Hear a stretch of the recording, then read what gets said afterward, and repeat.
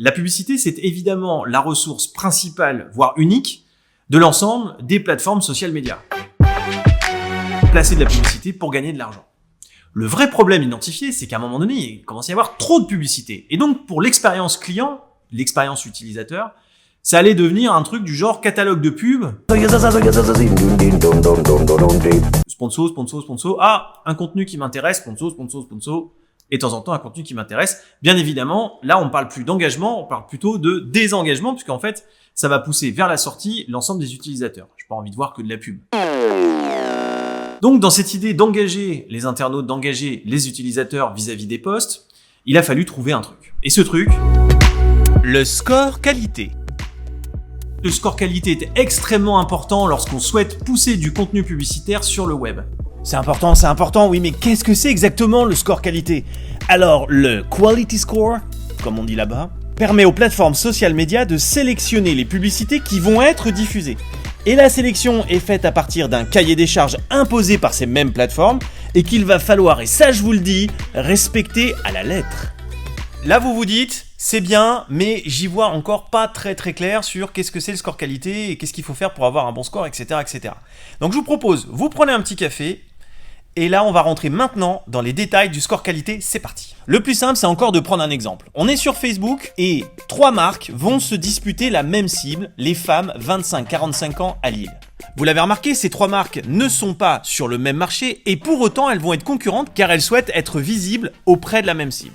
Tout commence par l'enchère. L'enchère, c'est quoi? C'est un coût par 1000 maximum que la marque est prête à engager. Ici, par exemple, Nike est prêt à mettre 20 centimes pour 1000 vues. Uber Eats, 30 centimes et Air Fantasy, 15 centimes. Et c'est précisément ici que le score qualité entre en jeu. Nike obtient un 6 pour une note finale de 120.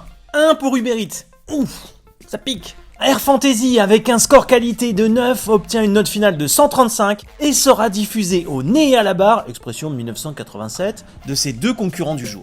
On voit à quel point le score qualité est d'une importance primordiale pour diffuser beaucoup mieux sa publicité auprès de sa cible et en plus payer le moins cher possible. Et regardez bien, si Uber Eats souhaite être diffusé, c'est tout à fait possible, mais l'enseigne va devoir débourser 9 fois plus que Air Fantasy. Maintenant, comment on fait pour avoir un bon score qualité? Ah ça, c'est une excellente question, je me remercie de l'avoir posée. Déjà et avant tout, il va falloir travailler le format de sa publicité, c'est extrêmement important, c'est essentiel, il faut le faire. Que ce soit en vidéo ou en visuel, nous avons 3 formats principaux. Le premier d'entre eux, le format carré, également appelé le format 1:1. C'est le format qui va le mieux s'insérer dans les fils d'actualité de vos cibles. Petit rappel, et je crois que c'est important, tout ça est dans le cadre de posts sponsorisés. Vous payez pour pouvoir rendre visibles vos posts. Évidemment, si vous ne payez pas, vous faites exactement ce que vous voulez. Mais là, attention, on se souvient, score qualité. Donc du coup, on respecte le cahier des charges. Allez, on reprend avec cette fois le format 9/16e. C'est ce format de publicité qui va s'intégrer dans les Reels. Un format tout en longueur, particulièrement efficace sur les smartphones. Et enfin, le classique, celui qu'on connaît par cœur, le 16/9e, qu'on retrouve essentiellement sur YouTube. Vous savez, celle qu'on peut ignorer au bout de 6 secondes. Alors attends, il y a aussi celle où tu peux pas passer l'annonce et t'es obligé de te cogner toute la pub. Et ben ça, faut vraiment qu'on en parle, parce que je peux vous dire... Je vous propose pour le moment de continuer à se concentrer sur le score qualité et pas sur les pubs YouTube. Donc, pour obtenir un bon score qualité en plus des formats, il va falloir faire très attention à la pertinence de votre ciblage, mais également aux paramètres de votre campagne, de l'optimisation de votre campagne en temps réel, et enfin de la qualité des audiences. Et il reste encore 2-3 trucs, c'est pas fini. Dans le texte qui vient au-dessus de votre publication sponsorisée, on va vouloir pas plus de 125 caractères.